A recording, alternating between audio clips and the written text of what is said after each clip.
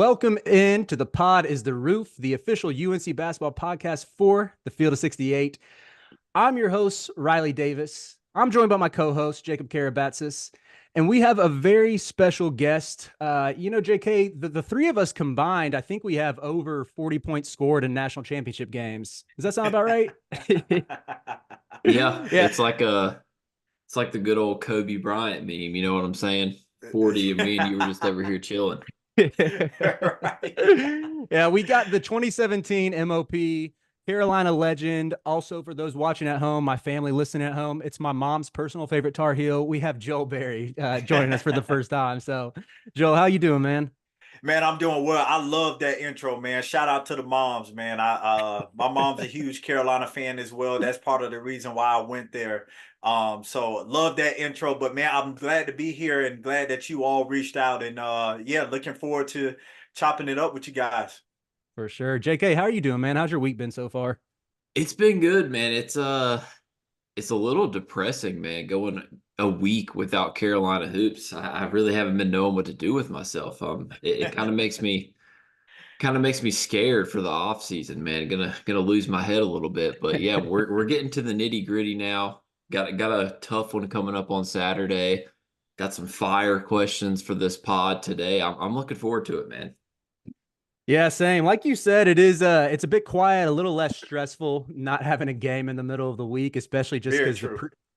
the previous three Tuesdays too have just been not particularly enjoyable, very high stress, low joy experiences. But I think this Carolina team, they started to figure it out. Well, I should say, are starting to get back to how they played during that 10-game stretch against Virginia Tech. And like Joel, Jacob, and I talked about this last week. We still had, some concerns came up over the three losses, but I think we have seen enough of a sample size from this team to believe that they can figure it out, that they can iron out some of the defensive lapses that have pained them a bit in the recent slide. And yeah, we might not see Carolina go back to holding their teams under 30% from three or in the 20s because there is a Yeah. little bit of luck involved in that. But I think we saw it some against Virginia Tech. The ways they played a little bit more aggressively in their ball defense. They were better at the point of attack. And I think we can see Armando sort of regain some of that steam that he had when he was playing like one of the best rim protectors in the country for a month and Yeah. a half. But yeah, so far, Joel, we'll get into some of your personal story in a little bit and some of the listeners' questions they submitted on Twitter. But I wanted to get your take on this team and what you've seen from them, what you've liked, what you think could improve upon. Any general takes? Yeah, I think we're to your point, we're at the point of the season where everyone's kind of hitting a groove, right? Players are understanding what the coaches are wanting of them. And you start getting into just understanding how to play right now. And I think we're seeing that. So, part of the defensive lapse is not necessarily that Carolina is dropping off from that point. It could just be that teams are getting better at this point in the season, which you want to see. You don't want to be that same team at the beginning of at this point of the season that you were at the beginning of the season. So I Mhm. think a little bit has to do with that as well. Kind of sort of to your point, some luck. Like you have a Syracuse team that shoots 63% from the field. Yeah, you're not gonna win too many ball games doing that. And a lot of those shots were very tough shots. For a Syracuse team, that's not sustainable over the year, which they haven't been putting up those type of percentages. So that's just an anomaly. But I think this Carolina team has been playing really well. I love the pieces that they have. RJ Davis is playing at an ACC Player of the Year type of year or caliber, even player of the year for the entire NCAA. I like the pieces that they brought in with Harrison Ingram and Cormac Ryan. Cormac Ryan, hopefully, with the last two games, seems like he's turning the corner, finally starting to find that shot. But the pieces that they have, man, are pretty good. And obviously, I am a huge fan of having bench players and having depth come off the bench. And I think with having Seth Trimble, Jalen Withers, even Jalen Washington coming off the bench, that's the difference maker. Being able to have guys that can produce in different ways, in different looks, without having a big drop off, which I think Carolina had been lacking in the last couple of years. So overall, man, this team, I think they're playing really well. Obviously, there is going to be some drop off at the end of the season with, culmination of fatigue and just teams having a better scouting report, seeing a bigger production of plays and whatnot. So being able to scout.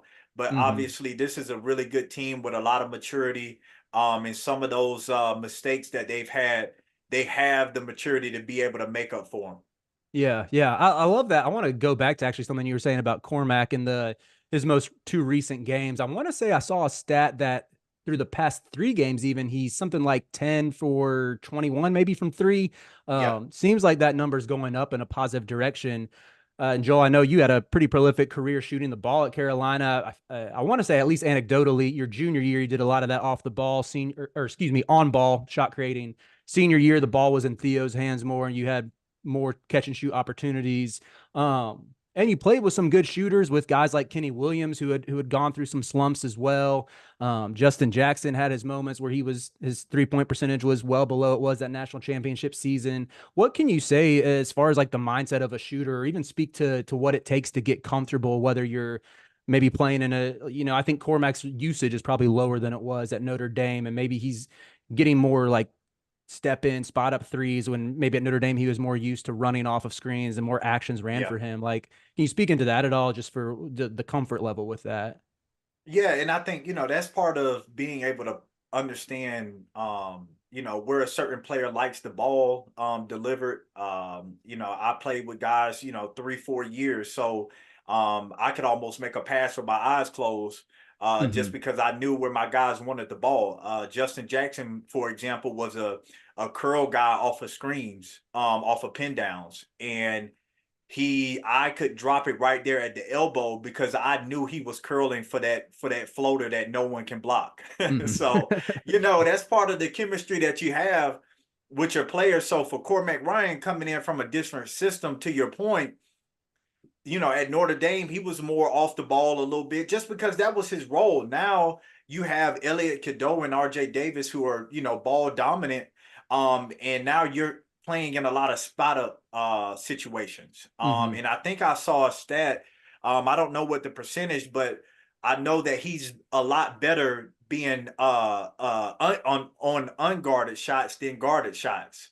So that goes into it as well. But man, playing like with a guy like Kenny Williams, the thing that we told him when he got into a funk was shoot the ball. Whenever you get it, shoot it, shoot it, shoot it, and keep shooting it.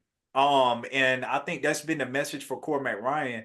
Is Mm-hmm. like, man, don't hesitate, man. Just shoot the ball. We brought you here to be a shooter, and that's what you can do. So, it seems that he's starting to figure it out, but a lot of it has to do with knowing what spots he likes to shoot the ball, not hesitating when he catches it, Yeah. and just being ready, being shot ready when you have your opportunity. And so I think a little of that has to go into it. But they will need him to knock down shots, especially if you have a night where RJ Davis isn't hitting or Harrison Ingram. And they need to be able to have that third option from the perimeter. And as we know, perimeter shooting is always essential. Yeah, yeah. We can, even you mentioned Ingram having an off night, like rare off night against Virginia Tech where he was 0 for 4. It was nice to see those contributions from Cormac. But JK, was there anything in that Virginia Tech game, whether offensively or defensively, that you found particularly encouraging, or made you even feel better going into this matchup in Charlottesville? Um, well, for starters, the perimeter defense, I know they still gave up 81 points, but like got back in that range that they're comfortable in. Like Virginia Tech shot 27% from three. They did a good job of running them off the 3-point line. They still got to the paint some. They got to the free throw line a lot, like at a shockingly high rate. But I mean, Mm-hmm. they won by 15. They only gave up they got back to giving up 81 points, but when the offense gets back up to near 100, you can't really complain. I mean, that's kind of been the issue to me, is that this team's just been like such a slow starter in losses. Like every time they lose, it's typically because a team has them out of rhythm on offense for the first 10 minutes. They're taking bad shots either early in the shot clock or super late in the shot clock. They're not really getting into their offense. And then you'll see it. They start to come back. Like we've talked about this, Riley, in both the Clemson and the Syracuse games. They came back. And then at that point, the other team was just in such a rhythm from earlier in the game, they weren't able to complete the comeback. When UNC gets out early, though, and establishes their rhythm on offense, it does make things easier on the defensive end. You're not putting as much pressure on yourself to get stops. You're not putting as much pressure on yourself on the late game possessions.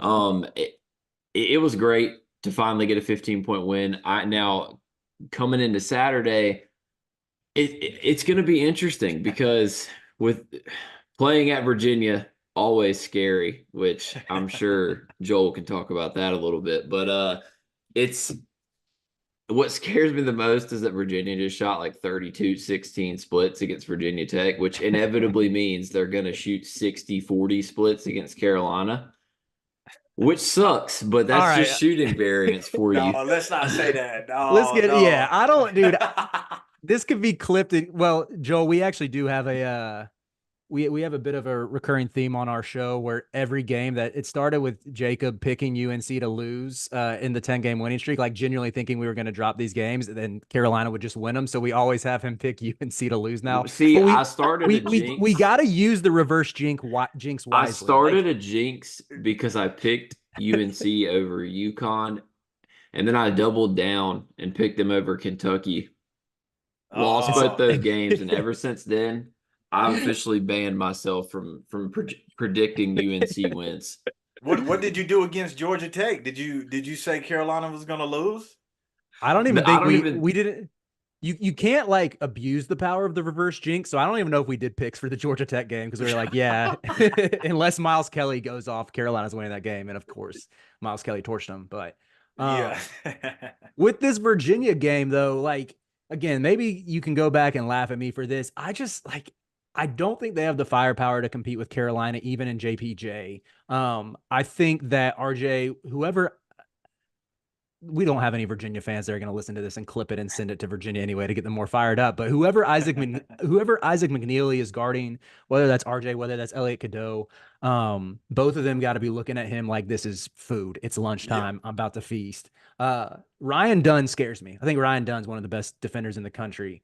But aside from him, like I just feel like this is if this Carolina team is who we think they are, and that's a team that can make a Final Four, that can win a national title, that's gonna get a 1 or 2 seed that is projected the highest 2 seed right now. They need to handle business and think this is the year that the streak ends. I mean, Virginia, I think, is back in the 50s on Ken Palm. We've seen them get blown out a couple times this year. This is not like the Malcolm Brogdon teams that Joel was playing against, or even the Kyle Guy, Ty Jerome teams you played against. But what are you looking for in this matchup, Joel? Yeah. First of all, those teams were ridiculous for Virginia.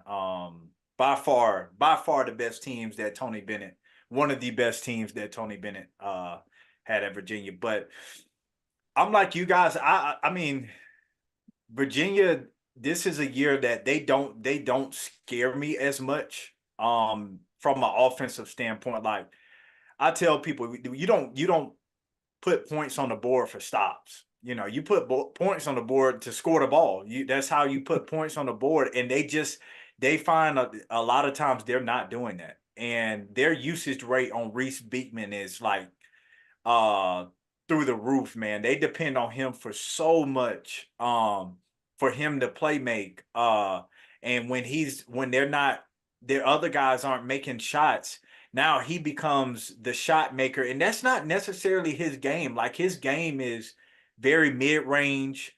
He gets to the basket, but he's really a distributor and makes really good passes. So forcing him to be a scorer is almost it almost plays right into your hand. Mm-hmm. And just stopping the other guys. So luckily or for them, they're playing at home, so that helps, where the crowd gets pumped up because of shot clock violation or a turnover instead of a three going in or something.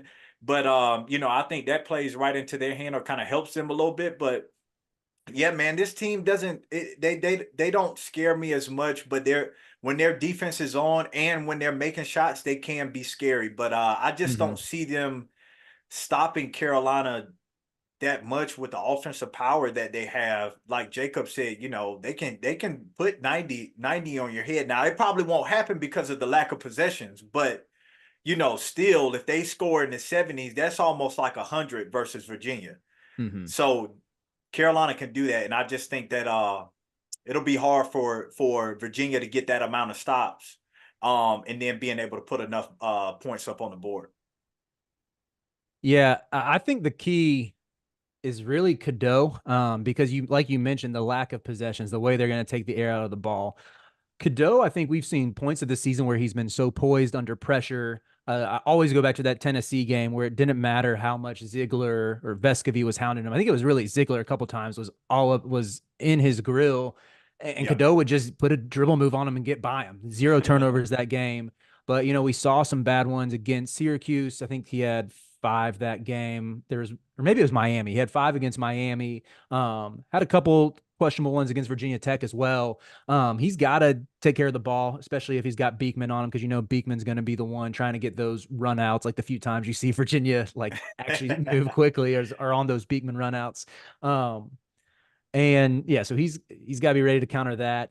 And then Ingram, I think Ingram's got to make at least 2 threes, hopefully 3 or 4 would be huge to shoot over that pack line. But Yeah, and JK, is there any? Oh, go ahead. that's the thing. Sorry, I just No, you're good. with Virginia's defense, the one thing you don't want to do is get lulled into playing 1-on-1. Especially coming off the ball screen, like they hedge the screen so hard that you've already created an advantage. So now you just need to lift Mm-hmm. the guards up and get the ball out of your hand. And I think that plays well into what Cadeau does, because he doesn't over dribble. Like if he sees an open man, he does pass the ball.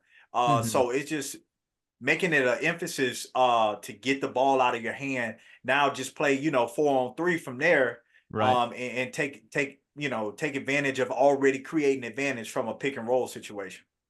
Yeah, and I mean, Armando's been passing the rock very well recently. Let him cook a Yeah. little bit on the short roll, see what we can do there. But JK, what are you looking for out of this matchup? How do you think Carolina gets a win? First off, um, I think Armando is going to have a field day. Like they're small. They play a 4 guard lineup. Jordan Minor's only 6'8". I mean, Armando can go over the top basically anytime he gets the ball in the post.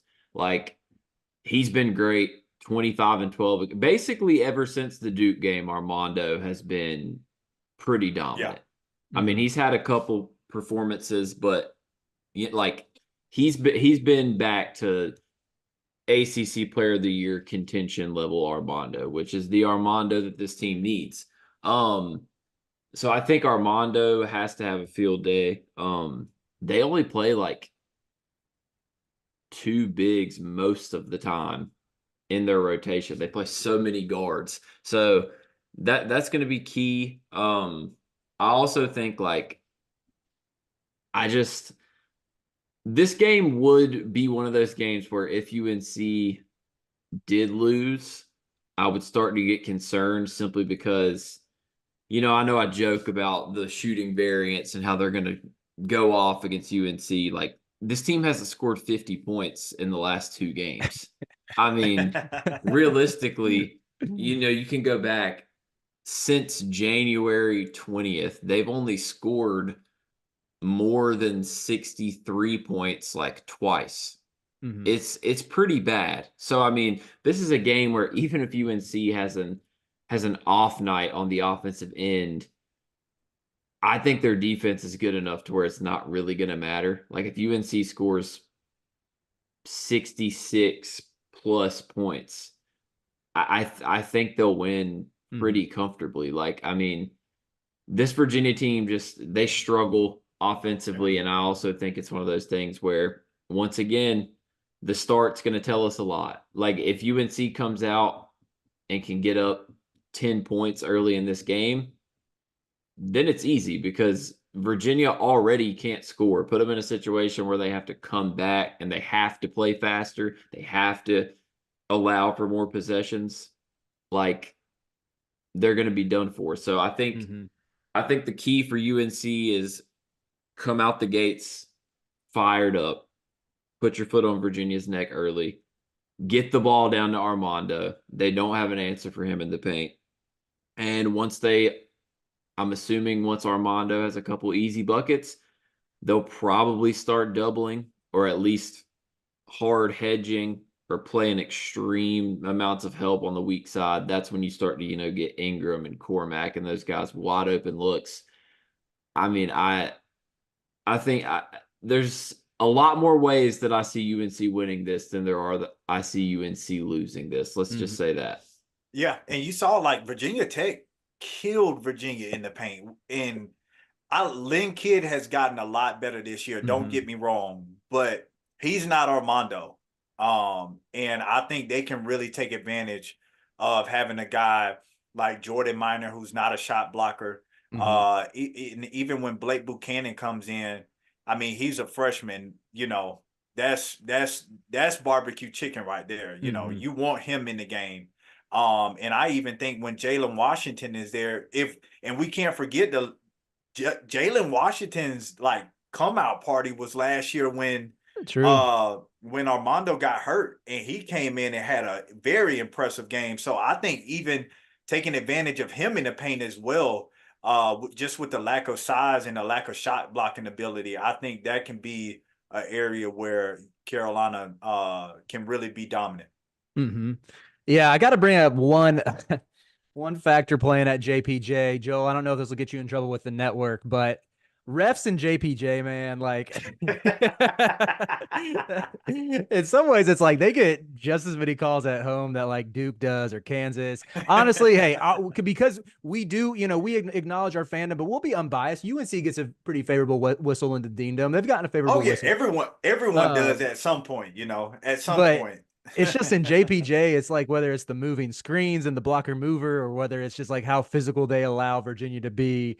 I just hope that it's not like Elliot Cadeau gets 2 fouls within the first, 7 minutes or something. Same with Armando. But yeah, Joel, was there, go back to like your junior year, the year Carolina won the Natty. I think that game in Charlottesville, Kyle Guy came off the bench and hit like 4 or 5 threes or something. He just went, that was sort of his coming out party. Do you remember, like, do you have any good stories playing in Charlottesville or any of the ways that it was like, just speak to the way that crowd is challenging or just why it's a place that Carolina hasn't won in since 2012? Yeah, I was getting ready to say I have no good stories from Charlottesville. I want to stay out of Charlottesville because every time we went in there, we had no luck at whatsoever.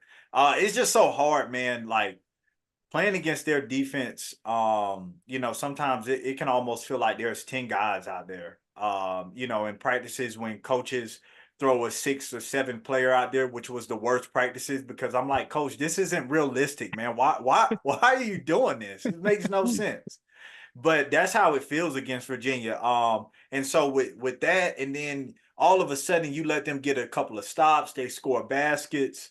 That crowd gets involved. It gets rowdy in there, man.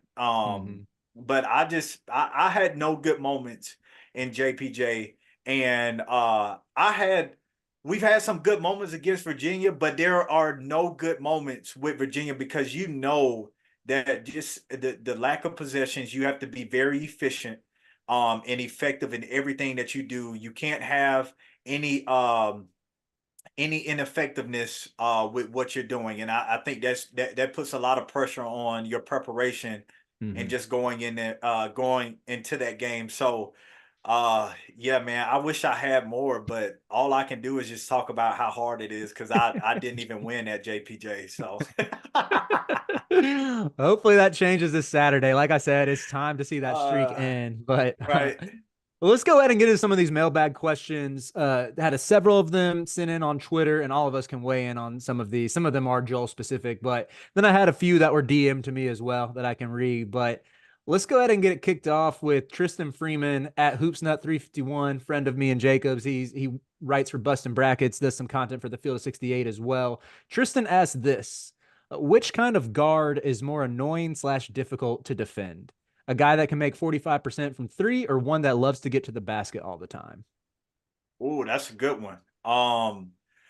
I think the hardest one is probably a guy shooting 45% from the 3-point line. The only reason why that's what it was, right? 3-point line? Yeah, from Yeah, that's hard because help side then becomes a lot harder because all coaches, you got to be at the midline if the ball is on the other side of the floor, or even if it's on the strong side, your lack of help is you can't help as much. And then on a closeout, it has to be a really hard closeout to the point where you might have to get off your feet just to Mhm. run them off of the line. And now all of a sudden that person becomes a driver, or either for themselves or getting someone else involved by, pulling over the help side or whatnot.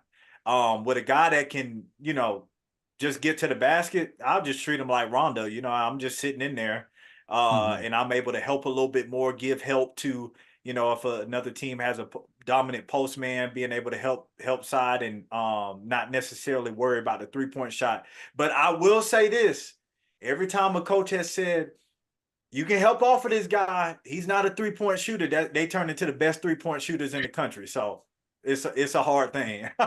Hey, case in point, JJ Starling against UNC a week ago. Like Exactly. Yep. Yep. Point ba- proven. banking in 40 footers. Joel, this wasn't submitted by anybody. I'm curious, who was the toughest guard you ever had to guard? Or I guess you could open up to any player, but like during your time at Carolina. Oh, that is so hard. I've had 4 years of just straight work sometimes. I think the hardest one for me that I just really like, it really made me question, is Division 1 basketball for me? Did I make the right choice? Was Terry Rozier my freshman year, when he was at Louisville. So yeah, I was on a closeout situation. Guy that could probably knock it down from the outside. And really thought that gave me a pump fake, drove to the basket. I really thought he was going to the basket and hit a step back. And you guys know how shifty he is. Mhm. And man, he put me out for 8 weeks after that. Man, I tore my groin. So yeah, I think if there's any guard that was kind of tough to guard, was Terry Rozier. But I've had plenty of guys.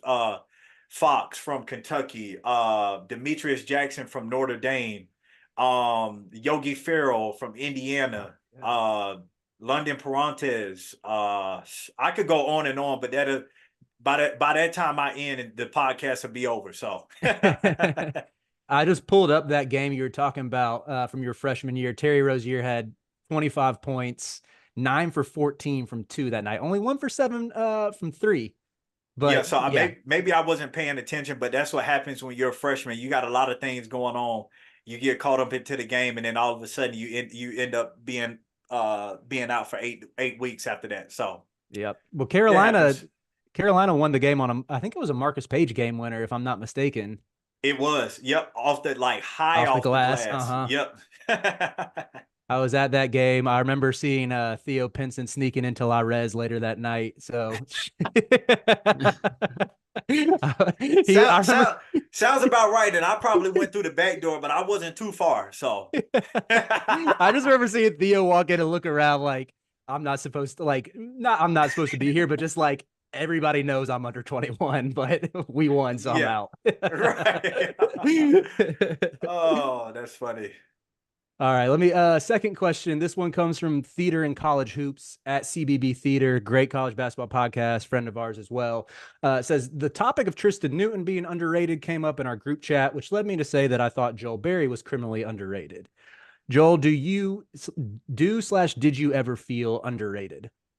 Always. The reason why is because my game wasn't flashy. I wasn't a high riser. I wasn't a shifty, type of player. I was a winner. Everything that I did was effective. It wasn't sexy, but it got the job done.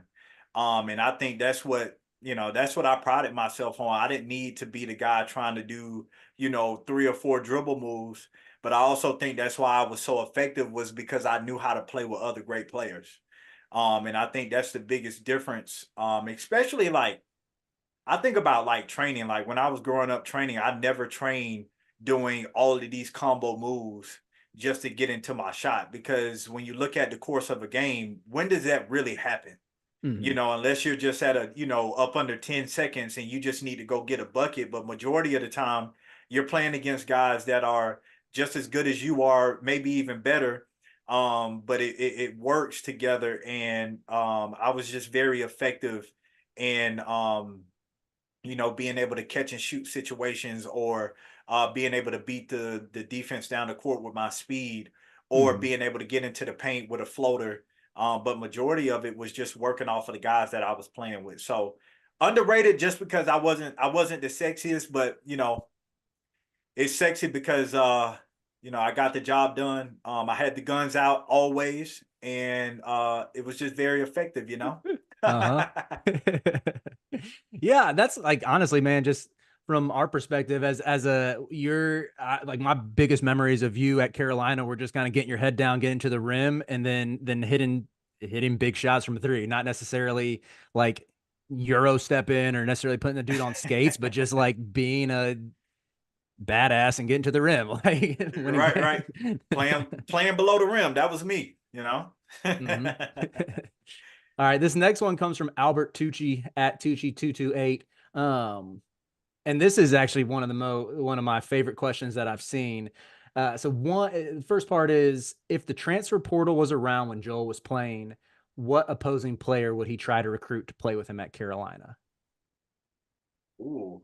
Uh in my time, Yeah, like in 2016, 2017, going into your senior year in 2018. a player that I would have tried to recruit. Man, that's a tough one. Uh hmm. I don't know. Probably maybe a Bam Adebayo, uh, because of how effective he was. Um, Maybe a Marvin Bagley. Uh, Trying to think. Can't. It's hard to think. I mean, I play so many good players out there. Um, I'm just yeah, looking at based on how Carolina recruited ACC players to transfer in conference this year. I was thinking like, who could Carolina have poached from some of those Notre Dame teams that were really yeah. tough to be like, yo, y'all are going to Elite Eights at school, come win a title at Carolina. Like, what if y'all had poached like Zach? I can't remember how to say his last name. Zach August. That dude Oh, was Zach August. Zach. Yeah. Yeah, number 30. That big dude they had. Uh, he was a good player, but I don't know. He's I don't know about that one. I think he was just. Shoot, the guy from Notre Dame that comes to mind for me is freaking Bonzi Colson. Okay, Bonzi He Bonzi was Colson. would have been tough. Bonzi would have been tough. I he was apologize Oh for my, suggesting Zach ridiculous in August college. instead. bro, Bonzi Colson was cold, man. Like I don't even know how to describe. Like if you told me to put out a scouting report on his game, it was just like he just made shots. I mean, and it didn't matter what type of shot it was. He always made shots. That dude was cold, man. All I remember about Bonzi Colson was that he was 6'6", but every game they talked about his ridiculous wingspan and how athletic he was. And it just, I don't know if I ever watched a Bonzi Colson game where he had less than 20 points. He just absolutely cooked in I, college. I'm telling you, man, it was crazy at the 4 or 5 spot at 6'6", which is wild. I probably Notre Dame. I probably would have tried to recruit Pat Connaughton. Oh, Pat Um, Yeah, Connaughton would have been that'd have been a good tough. one too. I got a yeah, good one. I Yeah, what is good. it? Uh, Montrezl Harrell, North Carolina Oh, native. You can't like he would have been such a perfect Roy Williams big. Like how did I don't even know if Carolina recruited him, but just I remember watching him play at Louisville and knowing I think he's from Tarboro and just being like how did this dude not end up in Carolina blue? yeah. I think honestly, him going to Louisville kind of, I think that was perfect for him because of Rick Pitino's demeanor. Mm-hmm. And Montrez was like the Montrez that everyone knows is, crazy and just high energy.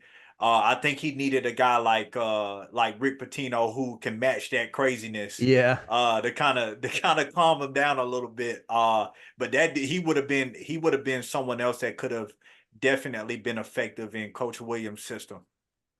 I had one more, Jacob. This one will speak to your heart. PJ Dozier. I think he's another North Carolina native. You can't Yeah. tell me that, they get to the if it's in today's era, they get to the Final Four, the same year Carolina does. All their players are going to get poached by bigger programs offering better NIL, and I think PJ Dozier would have been fun at Carolina. Yeah, for sure. Yeah, he would have been. He was pretty good, man. Just big guard, could see the floor. Didn't shoot it from the outside, but just being able to use his speed to be able to get down the court. I think he would have been pretty effective.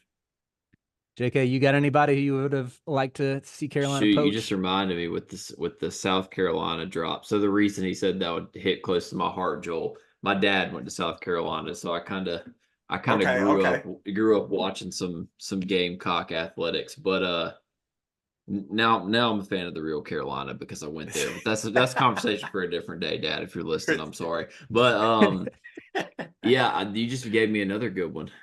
A Joel Berry, Sindarius Thornwell backcourt would have been absolutely disgusting. Yeah, that dude was tough, man. He was It was ridiculous. so good. Dude, that Yeah, March run was crazy. crazy. I did not. It was weird seeing them at the Final Four, to be honest. It was very weird. Because no one expected them to be there. But man, that dude played with a lot of heart, man. Just another guy that like wasn't sexy anything sexy about his game, but he was just like he was very hard nosed. You knew every day he was gonna show up and play really hard. Mhm. And just got the job done and was part of the reason why they got to the Final Four. But yeah, I would have loved to play with him, man. I that would have been yeah, that would have been a tough backcourt. You talk about two hard nosed guys that like to get after it. Uh-huh. Was there Yeah. anybody that you played with in Florida that you would have tried to recruit to Carolina in the portal era? um I probably off the top of my mind would have been Grayson Allen, but I mean he was over at Duke. Yeah. So I don't know if he was leaving there. D'Angelo Russell, I would have tried to get him to come instead of going to the league after his freshman year, because I thought at Ohio State, like obviously he did his thing, but I would Hmm. have probably tried to get him to come over and say, "Look, man, you got the talent. Come over here and win the national championship." So, Hmm. yeah, those are two Florida guys. I know D'Angelo's from Kentucky, but he spent most of his time in Florida out at Mount Vernon. So, Hmm. yeah. As you guys know by now, we've partnered with BetMGM this season. We'll be using BetMGM lines to make all of our picks, and we'll have special offers for the listeners and the viewers of the Field of 68 as we all get ready for the best month of the year, March Madness. If you haven't signed up for BetMGM yet, you can use the bonus code FIELD150 and you will get $150 in free bets on your first wager with BetMGM, regardless of whether or not you win that first bet. Here's the best part. All you need to do is deposit and bet $5 of your hard earned money. This is how you make it work. Download the BetMGM app and sign up using the bonus code FIELD150. That's FIELD150. Deposit at least $5 and place your first wager on any game. You will receive up to $150 in bonus bets, regardless of the outcome of your bet. Just make sure you use that bonus code FIELD150 when you sign up. And remember, BetMGM is now available in one wallet in select states. As a New Jersey resident, this is super convenient when I have to go cover games in Philly or New York, which happens quite a bit. When you cross state borders, you just log into your existing account and fire away. You don't have to create a new account in each state. It's easy, it's simple, and it's clean. And most importantly, we have some fun stuff coming up for the conference tournaments and for the NCAA tournament. Bet insurance tokens, college hoops odds boost, and my personal favorite, a nice little parlay boost here and there. So download the BetMGM app and sign up today.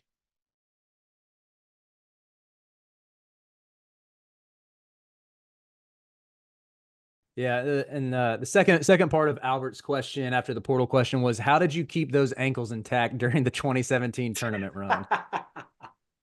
People forget uh, two bad ankles. Two bad man, ankles. it was a struggle, man. Like it was like I had my cell phone and I had my trainer on speed dial because every morning that was my first phone call because I couldn't get out of bed. Like I literally had him come and work on my ankles when I was laying in bed. Now, I was the type of dude, I didn't like to sleep with clothes on. So obviously I had to get ready. I had to get up and get some clothes on before he came in there. But yeah, man, I had to, that's the only way that I got through the tournament, man. After the first weekend in South Carolina, or like during that weekend after our first game when I rolled my ankle against Texas Southern, um, I actually had to drive to Charlotte that night and go see a chiropractor, just to be able to get ready for the next game against Arkansas, which I knew like I had to be ready for that game because it was a dog fight. And so thankful we won that game. But yeah, it was a struggle. A lot of medicine taken during that time, like waking up in the middle of the night, having to make sure that I was just keeping it going and going. Not a lot of practice time, just a lot of time just really trying to keep my ankle as warm as possible. And so yeah, man, it was tough because it was a lot of late hours just trying to get my ankles to go. So not ideal, but it ended up working out at the end.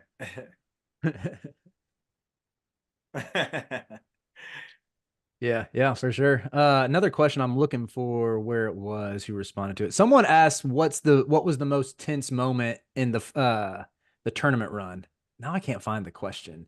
I said Tar Heel at UNC is family asked the Okay. most tense moment during the 2017 tournament.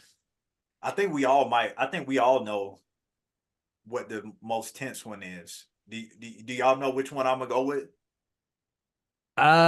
Personally, for me as a fan, I thought the Arkansas game was more tense than even when Malik Monk hit that shot with like three dudes on him. But would you Yeah. would you say the which one would Yeah. you say, Joel?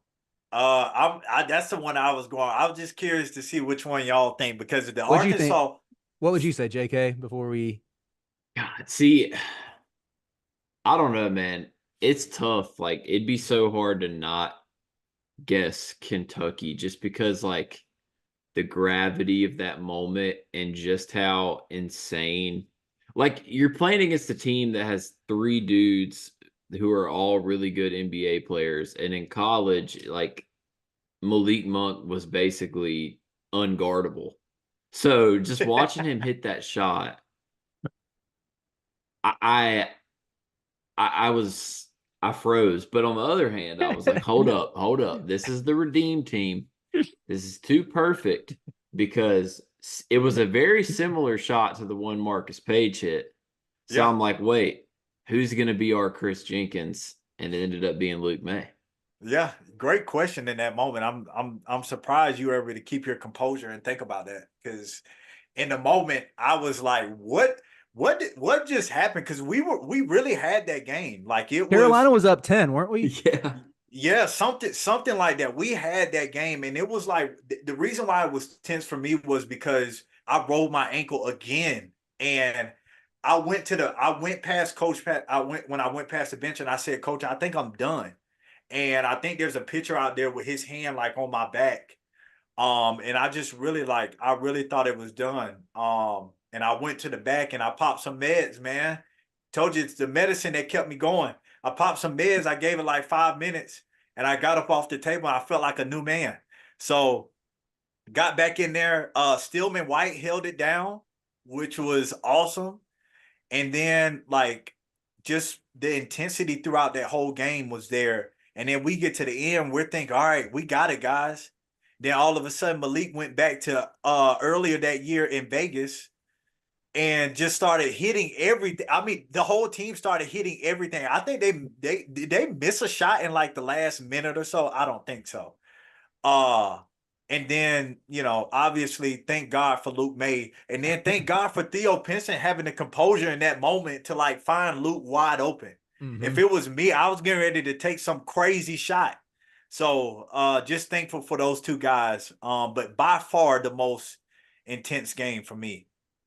Yeah, going back and looking at that box score, Stillman I remember those big Stillman White minutes. Only played 5, but had a bucket and a couple rebounds in that. And I feel like I want to Yeah, say his bucket was like a reverse lay or something. It it was not like was a like a so I backdoor cut or something for a uh-huh. reverse layup.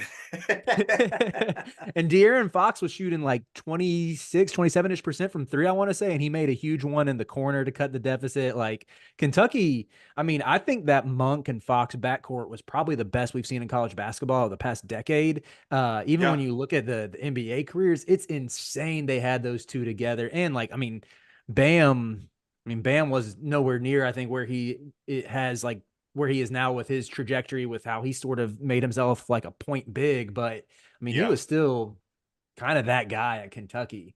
Oh yeah.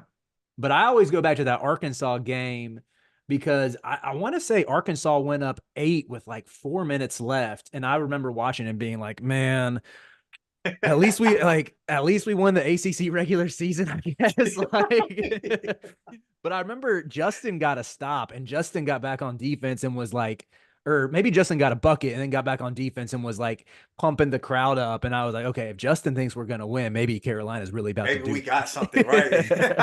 Yeah, no, that game was intense, man. It was we thought it was like we didn't expect Arkansas to come out and play like that. Obviously, we knew they had some bucket getters with Macon, and I forget the other guy's name, the guard.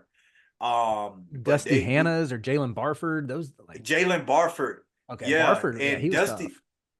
Dusty was really good too, and really good in the G League, by the way. But yeah, man, it was crazy. And then like I had a call where it could have like borderline been a travel, but I think the refs are on our side. We can't have this one seed get knocked out right now. We got to move these guys on. So I'm thankful for the refs in that situation too. But yeah, that would you can put that game down just because it was so early on and no one was expecting that. So Mm-hmm.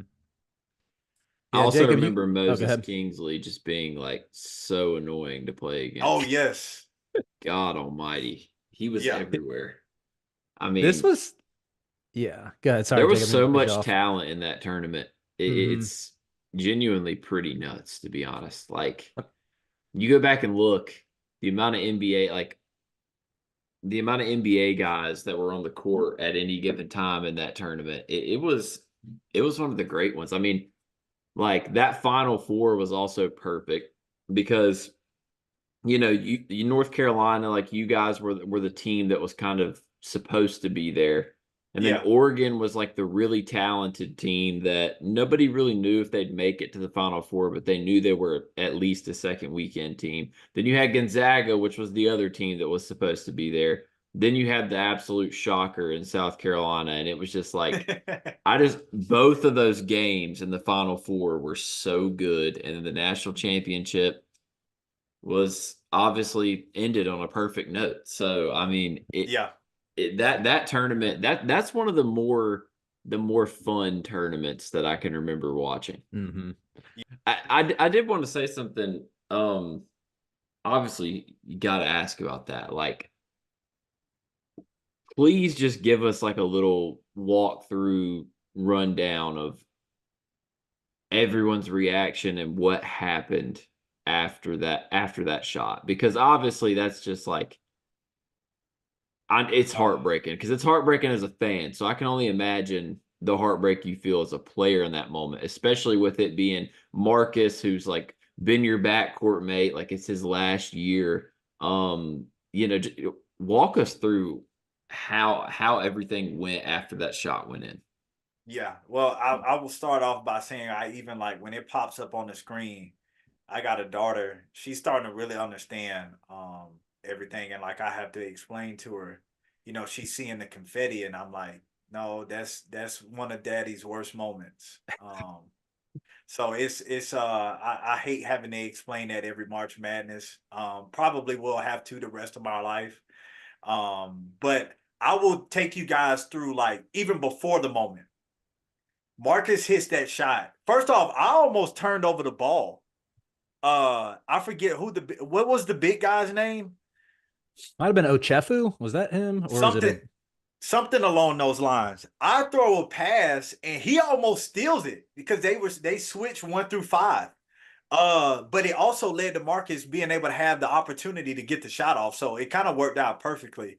So he does that crazy shot. I didn't realize what type of shot it was until I watched it after the fact.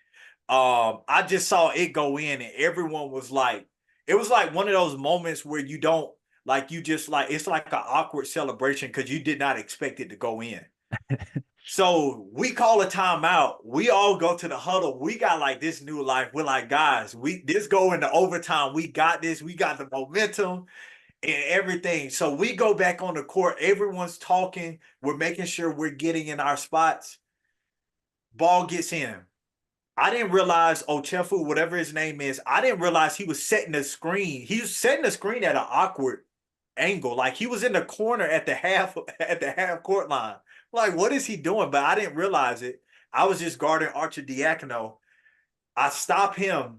Bryce Johnson is hanging out in the paint. And I stop Archer Diacono with the help of Isaiah Hicks.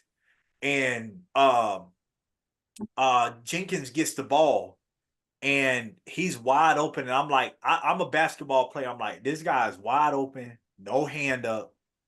He's walking into this. I think this might be a good shot. This dude, it goes up in the air, and I'm just looking at it. And I'm like, you know when you see a shooter, you're like, that's good. And it went in, man. And I swear, as soon as it went in, it was like the rim had like this confetti sensor. Soon as it went in, like the confetti was all over my face. I'm like, hold on, who upstairs knew that this was getting ready to happen? It kind of felt rigged, to be honest. But no, man, it was such a crazy moment. And all I could just like, I didn't even know where to walk. Like, I didn't know to go shake hands. I didn't know, like, I just kind of felt lost. With all the, and then you got all this confetti falling over you, so you're kind of like you can't see. So I just walked back to the locker room, man, and devastating moment. So I had I to walk always y'all think through what about I that. was going through. Yeah, no, that's I what were you gonna always say, think JK? about that. Like whether it's the Super Bowl, whether it's March Madness, like that's got to be the most demoralizing thing ever as Yes. an athlete to be the opposing team that loses and just have the other team's colors in confetti drowning you essentially. Like it's why can they not at least just wait until the team's like cleared off the court? Because I Well, that's just the next year when we won it, the confetti didn't drop until like we were on the stage and the team was already off. And Coach Williams went up to the people and they were like, "What are y'all doing?" Last year, y'all didn't waste any time. It was like y'all knew the shot was going in. Now we win and y'all want to wait for the confetti. What are we doing here? So yeah. Hey, I don't know what the deal was with that, but it was kind of justice crazy. for the 2017 team. Give them their confetti on time. Give it to facts. us on time. NCAA Can owes hey you a box of confetti at your doorstep. Right. That's what confetti I'm gate. saying. Confetti gate. Confetti gate is what y'all didn't know y'all needed. Right. With that, like at that point, we knew the game was won. You know, we had hit free throws. So get the confetti ready. It's like somehow someone knew something we didn't know. So Hey, how did you going off of that with like, I mean, just yeah, the emotions of losing in that fashion? How did I don't even have a good way to ask this question other than like, how did y'all rebound? How did y'all do it? I can't believe like at the time, I think Carolina fans, we've been spoiled. I mean, shoot, Carolina's won four national championships in my lifetime and competed for like yeah. 6, 7. I can't. Anyway, like we're used to just thinking UNC is going to be right back there. Like in the moment, I don't think I was on Franklin Street after that win, and I don't know if I realized the gravity of how insane it was that Carolina really lost on a buzzer beater, then won it the next year. Like Yeah. how did y'all do that? Yeah. I think that's the thing that kind of just now seeing basketball from a different perspective and how hard it is to get back to that moment. I'm along the same lines. Like it's not easy. I think a lot of people think just because you have that across your chest or these big time schools that it's it's a given to be able to get back to that point, even if you bring back the same roster. I won't go into detail about it, but we saw what happened to Carolina last year. So that kind of makes it to where, it's like, okay, it's not easy to do that, even if you have some of the same pieces back.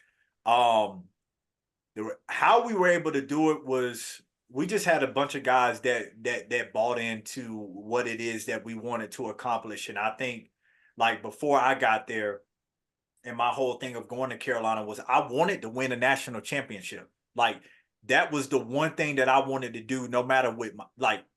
Forget my jersey being in the rafters, forget being like winning the Maui Invitational, forget being the MVP of the ACC tournament. Like, I didn't care about any of that. I just wanted to win a national championship. And Theo Pinson was the same way. Justin Jackson was the same way. Nate Britt had to be that way, especially after the year prior when your brother hits the game-winning shot to win a national championship. Now you have to get one for those Thanksgiving dinners to kind of, neutralize the crap talk.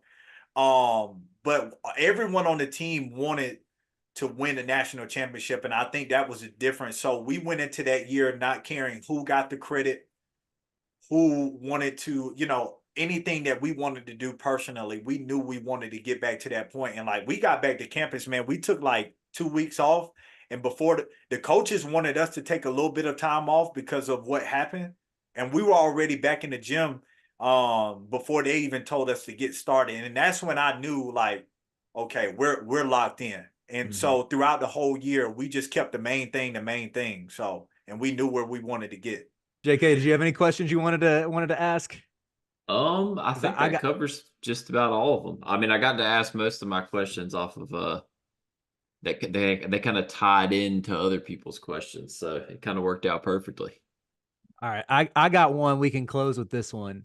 So Joel, you and RJ Davis played 1-on-1 to 11. Let's say you get a 3 dribble max. What's the score? Okay. Where are we on the court? Are we in the middle? Are we elbow? Are we? Let's say you start from the top of the key. Okay, 3 dribble max. Man, that's tough. RJ got some moves to him, man. But you guys know I'm not gonna sit on here and lie to y'all and say I'm not gonna pick myself. That'd be crazy. That would be absolutely crazy. But no, it would be good. I'm gonna go with myself. Just because I feel like, I was able to get my shot off quite a bit. And I've done 3 dribble max with Kendall Marshall and Theo Pinson, and I won a lot of those. And those are 2 guys that have really good size. I don't know if RJ has played against other guys and have done that, but we would do that often, and that's the reason why I asked from where, because we would do it from the elbow, we would do it from the wing, we would do it from the corner, which is tough because you can really only go one way unless you just, bait somebody going middle and then go back baseline. So we used to play those games often, and I think I'm pretty good with limiting my dribbles and being able to be effective. What would your tactic be against RJ? How would you attack him with the 3 dribbles? I would use my strength. He only has 3 dribbles. I would be able to keep a hand up, get on his strong side, so he couldn't get up into his shot, and kind of press up in him, but not give him a straight line drive, but kind of direct him, angle him to the outside of the elbow, and use my strength that I had, because RJ, he's a little guy, he's a little guy compared to me. So I would use my strength to kind of keep him out of the paint with the 3 dribble max. So it makes it easy for me. He's pretty shifty. So if he if he had unlimited dribbles, it'd be a different ball game. I think I could still get to him and compete. But with 3 dribbles, I would kind of use my strength. I would go with the old man tactic, put the body on him. Hey, we got to get you back in Chapel Hill this summer, then get in on some of those pickup actions, and let's see what happens. I don't know, man. It's hard to gain and look like the way that I did, but it is so fast to lose it. And I'm walking out of the church sometimes having to take some ibuprofen and Advil. So I don't know about that one. He might be able to get me. Great questions. Thanks to everybody who submitted. Great show today. Yeah, Appreciate all I of y'all enjoyed who it, tuned guys. in. Yeah, thanks for hopping on, Joel. We'll have to have you back another time. Maybe during the NCAA tournament, we can see if there's a player on this team that can match your lore of getting your ankles worked on before you got out of bed.